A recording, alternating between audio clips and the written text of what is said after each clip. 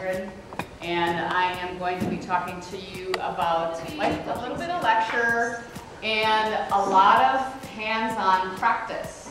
What we're going to do as far as practicing is going to be in the spirit of practice with confidentiality. So I'm going to be transparent and tell you why. I'm applying to present at an international conference, and they require me to submit a videotape of me presenting so they get to watch. So if you're in the witness protection program or you really don't want to be on camera, the International Coach Federation regulates the profession, certifies coaching agencies. They certify coaches on 3 different levels.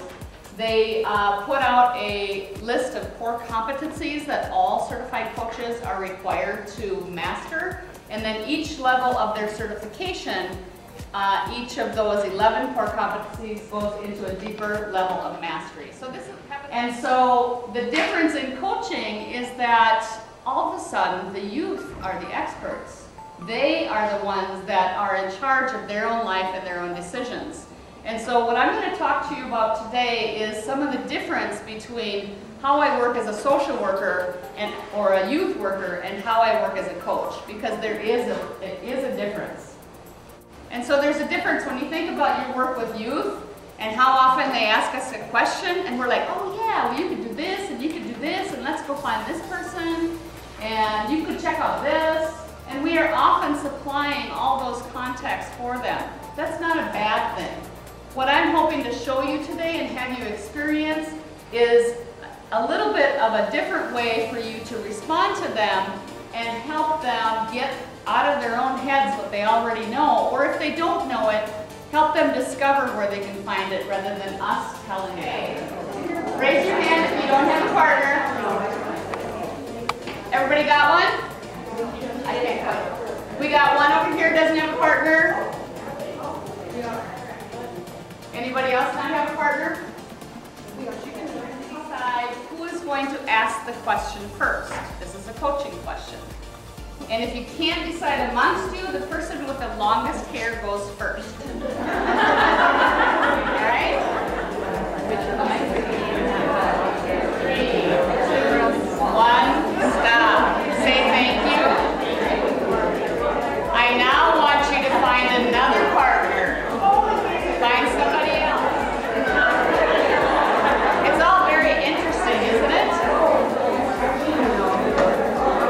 All right, what I'd like to do is talk a little bit about when it was your turn to ask the question. What did you notice? What came up? To meet someone I don't know and to kind of launch into something from my heart. Right. Hey, okay. Anybody else? Yes. It wasn't hard for me because I wanted to tell somebody. I was around myself to be a little bit more vulnerable, and I could see that just having shared that was helpful for me. And so when I got to the second person, I'm like, okay, I'm cured, so I can.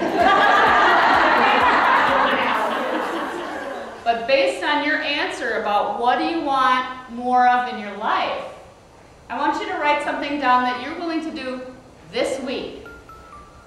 And just take a minute and write something down. And again, you don't have to show this really love about coaching. It's a paradigm shift.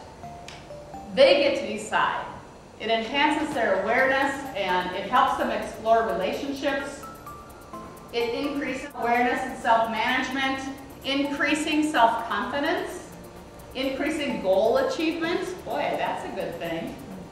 And in high schools, coaching has been shown to increase test scores, increase attendance, even decrease behavioral referrals to the office.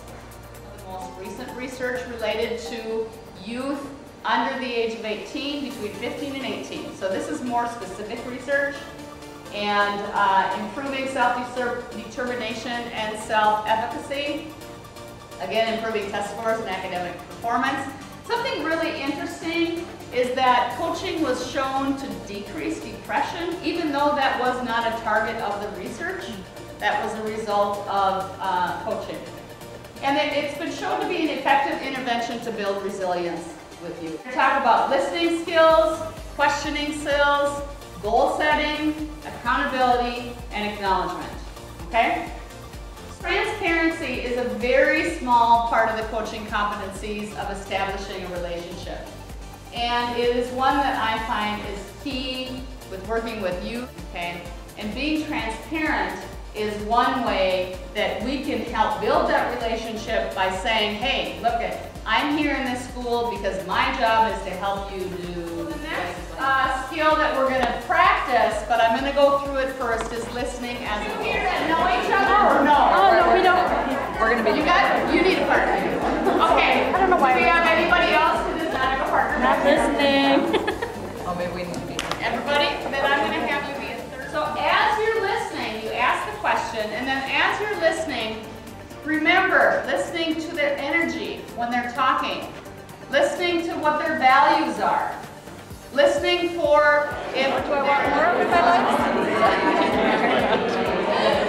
feedback that you remember about what they said for 30 seconds. Ready? Go. Moving on to the next skill. Asking powerful questions is one of the 11 core competencies, skills that the ICF requires that all coaches master prior to certification. And again, within the 3 levels of certification, each level expects a deeper level of mastery of that core competency. Part of it is through your practice in listening, you will be able to come up with the more powerful questions. I'm going to give you 60 seconds to answer your own question. So I want you to exchange.